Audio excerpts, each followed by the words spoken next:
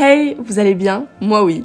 La semaine dernière, il m'est arrivé un truc assez fou. Je me suis rendue sur Paris et j'ai interviewé Koé dans les locaux énergie. Un truc que j'ai retenu de cette interview, c'est croyez en vos rêves, ne lâchez rien et faites ce qui vous plaît. J'espère de tout cœur que la vidéo va vous plaire. C'est vraiment un contenu ultra différent de ce que je fais d'habitude. C'est ma première interview. N'hésitez pas à partager, liker, commenter. J'aimerais vraiment beaucoup que cette vidéo soit visible auprès de tout le monde et notamment les étudiants pour montrer que tout est possible quoi. Bonne vidéo. Bonjour, je m'appelle Sébastien Koé, je suis animateur, producteur, créateur de contenu, humoriste sur scène de temps en temps, DJ quand c'est possible, je fais plein de trucs. Bon, alors du coup déjà, la première question que j'avais à te poser, c'était un peu savoir vraiment ton métier principal, c'est la radio quand même. Ouais, oui, c'est pas, je sais pas si c'est le principal, c'est celui qui me prend le plus de temps Ouais, et qui est le plus chronophage. On fait 5 heures par jour, plus la prépa, ça fait énormément de temps. Ça consiste à quoi en fait?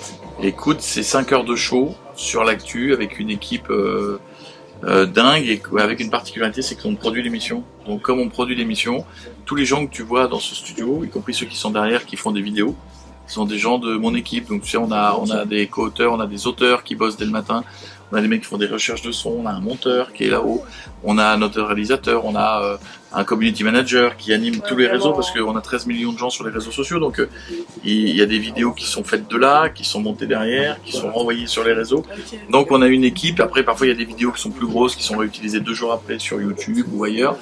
Donc voilà, on a tout un système d'équipe qui est bien rodé. Alors après j'avais une autre question, quand j'en ai parlé que j'allais t'interviewer, une question qui m'a beaucoup été posée, ton parcours quoi, scolaire. Parcours scolaire normal, école de commerce.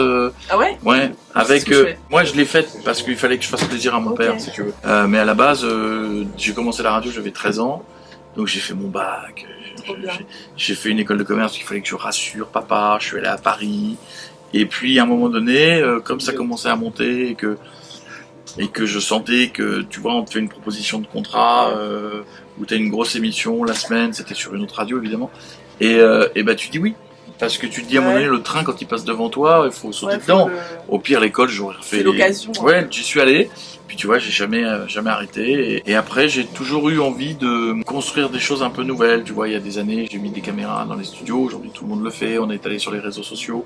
À un moment où c'était pas sur YouTube, il y avait que des mecs, tu sais, sur YouTube qui étaient dans leur chambre. Ouais. C'était les premiers gros YouTubeurs, ils démarraient dans leur chambre. Et nous, on est parti sur des extraits de vidéos de radio, de conneries qu'on mettait avec les coulisses. Et à chaque fois, j'ai toujours cette envie de faire toujours le coup d'après, ou en tout cas de réinventer notre métier progressivement. C'est quoi ta plus belle opportunité que tu as pu avoir avec ta carrière? Oh, la partie la plus évidente pour les gens, ce que tout le monde pense, c'était ce qu'on faisait à l'époque, était la méthode Koé, parce que c'était sur TF1, c'était gigantesque.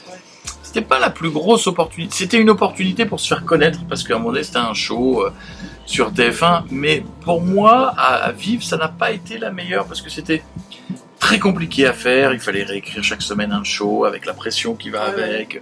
Cette espèce de remise en question où des fois tu fais des trucs que t'aimes pas, t'as l'impression d'avoir déjà fait mais t'es obligé de le faire parce que les gens aiment. Puis des fois tu testes des trucs. Tu vois, il y avait un truc je trouvais ça extraordinaire, tout le succès que ça a eu. Et j'étais heureux de le faire et heureux de raconter mes conneries avec l'équipe et de voir que les gens adoraient. Mais j'ai plus, dans ma vie pro, par exemple, pris du plaisir quand dans ma vie, il m'est arrivé de diriger des radios et de faire un show le matin en même temps. Okay. Et je trouvais que faire un show où on racontait n'importe quoi le matin, parfois en public, on a fait des zéniths, on a fait des émissions devant 10 000 personnes. Et puis après, je reprenais mon costume de patron et j'allais voir l'équipe et on essayait ensemble de trouver ce qu'on allait faire le lendemain, etc. Ça, c'est une partie de ma vie que j'adore. Ah, c'est fou. Qu'est-ce que vous diriez à des étudiants? Ah, croyez en vous. Foncez. Si vous avez des idées, vous laissez pas avoir par des gens qui vous disent non, tu y arriveras pas, c'est trop difficile. Vérifiez juste une chose, c'est que votre idée, vous soyez pas 150 000 sur le même créneau à avoir la même idée, parce que ça n'a pas de sens. En revanche, si vous pensez que vous faites un truc que les autres ne font pas, allez-y, vivez votre passion. Il y a plein de gens qui font des métiers emmerdants, qui sont pas heureux de leur métier. Si vous avez une passion et un truc qui vous anime, et une idée et un projet que vous voulez faire, faites-le. Le pire, c'est que vous allez perdre un peu de temps, et ça marchera pas, c'est pas dramatique.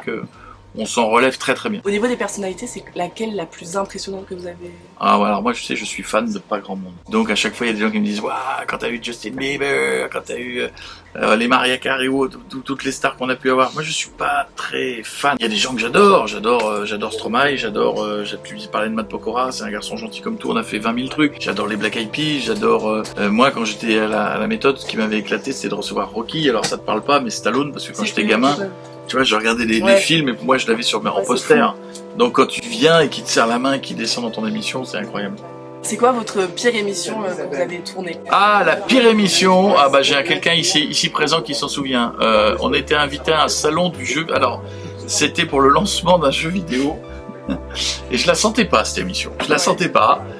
Et on y a cru, on a fait une émission et on s'est rendu compte que les gens qui étaient devant ne nous entendaient pas. Et étaient venus pour le jeu vidéo. Et pas du tout pour nous. Donc on a raccourci, c'est la première fois de ma vie que je raccourcis une émission d'1 heure. J'ai dit bon, on rentre. On rentre. Mais sinon, à chaque fois qu'on a fait des émissions en public ou partout, ça a été génial. Mais cette fois-là, c'est vrai que il y avait un truc qui allait pas, mais ce qui était normal. Ils attendaient la sortie du jeu vidéo, il y avait un cocktail, il y avait un machin. En fait, on n'aurait pas dû être là, on aurait dû faire 5 minutes, mais pas. Bon, on a essayé, je te dis. Et la radio, est-ce qu'elle, en 5 ans par exemple, est-ce qu'elle a changé? C'est toujours la même chose? Non, la radio elle a plus changé ces 5 dernières années que les 95 premières. Elle est en mutation tout le temps, mais ce qui est normal parce que. Il y a un moment, tu avais la radio, la télé, pendant des années, tu as eu la radio, la télé, et puis quand tu savais que les gens, quand ils se barraient de la radio, c'était pour écouter la télé. Aujourd'hui, c'est c'est tous les réseaux sociaux, c'est tous les contenus que tu peux trouver ailleurs, donc oui, ça a changé. Ouais, il faut trouver un moyen, chaque jour, de créer l'envie aux gens de venir, puis il faut faire ce qu'on fait, c'est-à-dire se mettre sur tous les réseaux, parce qu'à un moment donné, tu te dis qu'il y en a plein qui vont passer devant des images, puis un jour ils disent ah c'est marrant ce qu'il fait, quand j'aurai le temps j'irai écouter la radio, tu vois, il y en a toujours beaucoup, tu sais, regarde nous on a 2 200 000 auditeurs par jour, c'est pas rien, c'est-à-dire que vous êtes, les plus jeunes sont peut-être une génération qui ont moins le réflexe, mais nous on a tous les jours des plus jeunes qui vont nous suivre sur Twitch, qui nous suivent sur Insta, qui nous suivent sur Snap, qui voient des petits bouts et puis qui ensuite viennent nous retrouver quand ils y pensent. Mais c'est une nouvelle façon de consommer, c'est complètement différent. Et du coup, la dernière question, est-ce que vous prenez ici des personnes en stage? Oui. Dans la communication également? Oui. Okay. Bien sûr, on prend, mais on prend pas dans la com, pas dans le studio ici, mais moi, comme je te disais, la boîte produit, donc des fois on prend des gens pour la com, parce que c'est intéressant d'avoir des idées un peu dingues et des façons de communiquer un peu différentes. C'est ça que je recherche. Si vous êtes un peu ouf. Si vous n'aimez pas la com classique, vous aimez bien ce qui tranche un peu, vous aimez bien les punchlines, vous aimez bien tout ça, moi c'est de ça que j'aime. La com classique avec ce qu'on apprend des fois à l'école, de mettre le truc aux 3/4 de l'image en bas, de faire ça, je n'ai pas envie de ça. J'aime bien les choses qui sont un peu déstructurées, qui sont classe. Salut tout le monde. Merci de m'avoir écouté. Qui fait bien, ciao. T'as montré tes chaussures ou pas? Mes chaussures de quoi? Les chaussures de ouf. Là, heureusement que t'as pas marché dans une merde, parce que ce que tu viens de faire aurait pu être horrible. La semaine en avant, t'as intérêt à vérifier qu'elles sont nickel. Est-ce que vous prenez ici des personnes en stage? Oui, mais pas les filles qui ont des chaussures énormes. Comme toi, aime pour voir. Ah, c'est ça, amoureuse. C'est un mec adorable. Ouais, ça se voit, il est humble en plus. Il est beau. Bah voilà, elle va le dire, il est beau. Ça va? Vous allez bien? Ça va Cyril? Oui, t'es beau chéri. Attention. Il va tout casser. J'ai vu Asap Rocky tout à l'heure.